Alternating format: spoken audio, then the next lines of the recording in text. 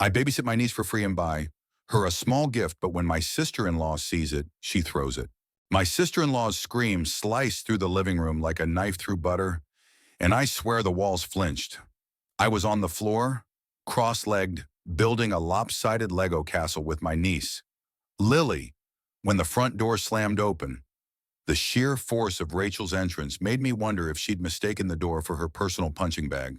Lily, my 5-year-old bundle of sunshine, didn't even look up from her masterpiece. Her tiny fingers clutched a red brick, her tongue poking out in concentration.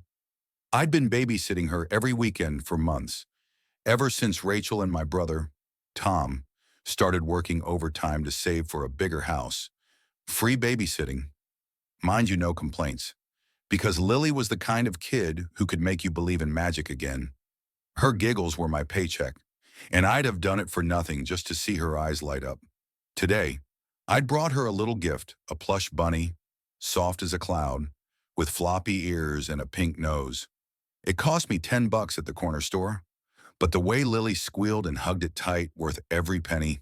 Rachel stormed in, her heels clicking like a countdown to doom. "What is that?" she spat, her eyes locking onto the bunny in Lily's arms. Her voice was sharp enough to cut glass, and I felt my stomach twist. Lily froze, her smile fading as she sensed the storm brewing. I stood up, brushing Lego dust off my jeans, trying to keep things light.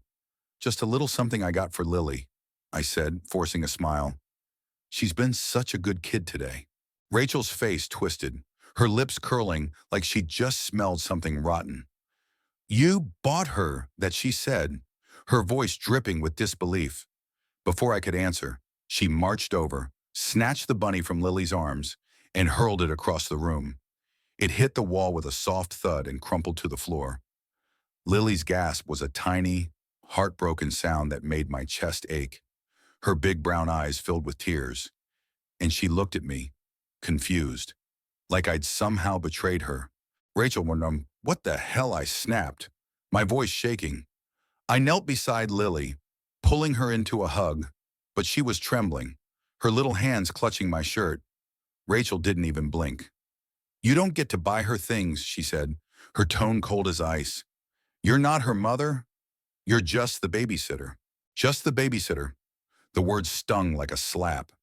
I'd spent every Saturday for 6 months with Lily, braiding her hair, reading her stories, teaching her how to draw stars that didn't look like squash spiders.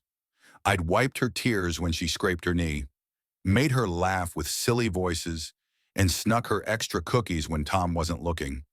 I wasn't just anything. I was her aunt, her confidant, her safe place. But Rachel's words stripped all that away, reducing me to a hired hand who'd overstepped. I took a deep breath, trying to keep my cool for Lily's sake. "It's just a bunny." "Rachel," I said, my voice low. "It's not a big deal." But her eyes narrowed, and I realized this wasn't about the bunny. It was about control, about some invisible line I'd crossed without knowing. "You don't get to decide what's a big deal," she said. "You don't get to play mom when you're here." Lily whimpered, and I tightened my arms around her. "Hey, sweetie, it's okay," I whispered, but it wasn't. The room felt smaller, the air thick with tension. Rachel stood there, arms crossed, her perfectly manicured nails digging into her sleeves. I wanted to scream, to ask her why she was so determined to make this moment ugly, but I bit my tongue. Lily didn't need to see us fight. "Let's go get your bunny," I said softly, standing and taking Lily's hand. We walked over to where the plush toy lay, its pink nose smudged with dust from the floor. I picked it up, brushing it off, and handed it back to her. Her smile returned, tentative but real, and for a moment, I thought maybe we could salvage this. Then Rachel spoke again. "Give it to me." "Lily," she said, her voice flat. Lily clutched the bunny tighter, shaking her head. "No, Mommy, it's mine," she said, her voice small but defiant. Rachel's eyes flashed, and before I could stop her, she grabbed the bunny again and tossed it into the trash can by the kitchen door. "You don't need that junk," she said. We don't need your handouts. Sarah. Lily burst into tears, and something in me snapped. Handouts, I said, my voice rising despite myself. I've been watching her for free. Rachel, every weekend. No questions asked. I love her. That's not a handout, that's family. Rachel's face didn't soften. If anything, it hardened. Family doesn't undermine parents, she said. You think you're so perfect, don't you? Swooping in with your little gifts, making me look bad. I stared at her, stunned. Was that what this was about? Some twisted competition I didn't even know I was part of? I'm not trying to make you look bad, I said, my voice breaking. I just wanted to make her happy. But Rachel wasn't listening. She turned to Lily, who was still crying, and said, Go to your room. Now. Lily hesitated, looking at me with those big pleading eyes, but I nodded gently. It's okay, kiddo. Go on. She shuffled off, clutching her Lego brick like a lifeline, and I felt like I'd failed her. The silence that followed was deafening. Rachel and I stood there, 2 feet apart but worlds away. You need to stop, she said finally, her voice low and dangerous. Stop acting like you're better than me. Stop trying to buy her love. I wanted to laugh, to cry, to shake her until she saw how ridiculous she was being. By her love, all I'd ever done was love Lily, freely, without strings. But Rachel's eyes told me she'd never see it that way. I'm not trying to buy anything, I said, my voice barely above a whisper. I just thought she deserved something special. Rachel scoffed, turning away. She doesn't need your kind of special, she said. Stay in your lane. Sarah, I left their house that night with a heavy heart. The image of Lily's tear-streaked face burned into my mind. I didn't sleep.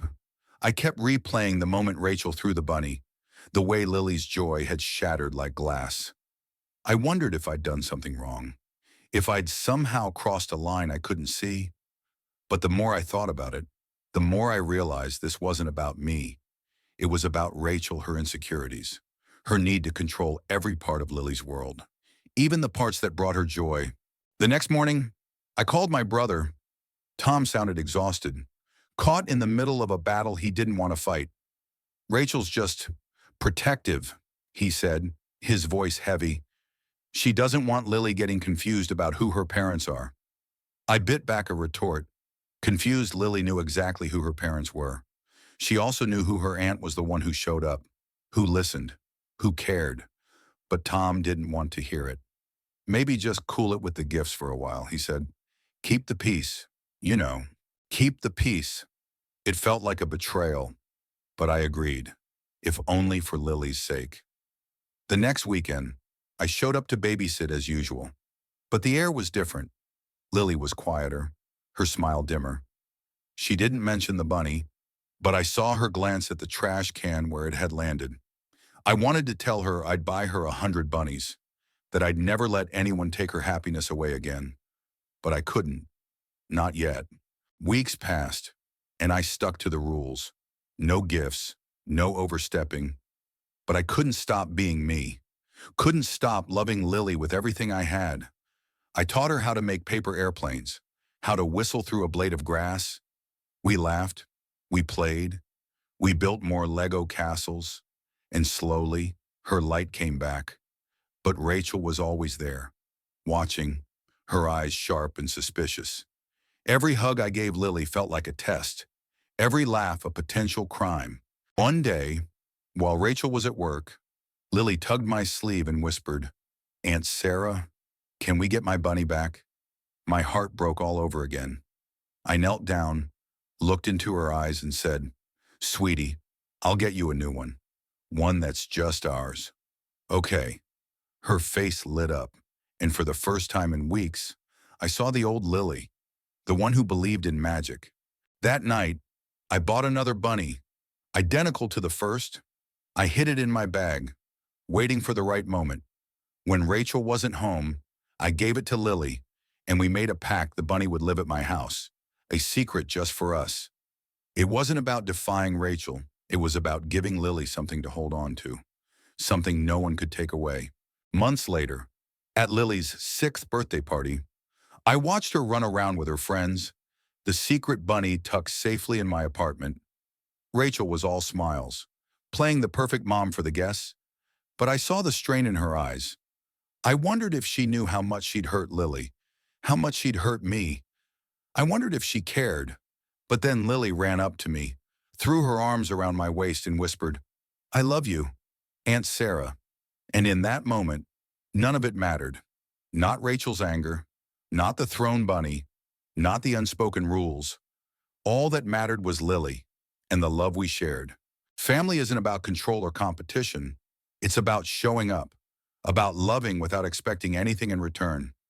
I don't know if Rachel will ever see that, but I know Lily does, and that's enough for me. What do you think? Was I wrong to give Lily that gift? Knowing it might upset Rachel, was Rachel right to react the way she did, protecting her role as a mother? Share your thoughts. I'd love to hear where you stand on this messy human question of right and wrong.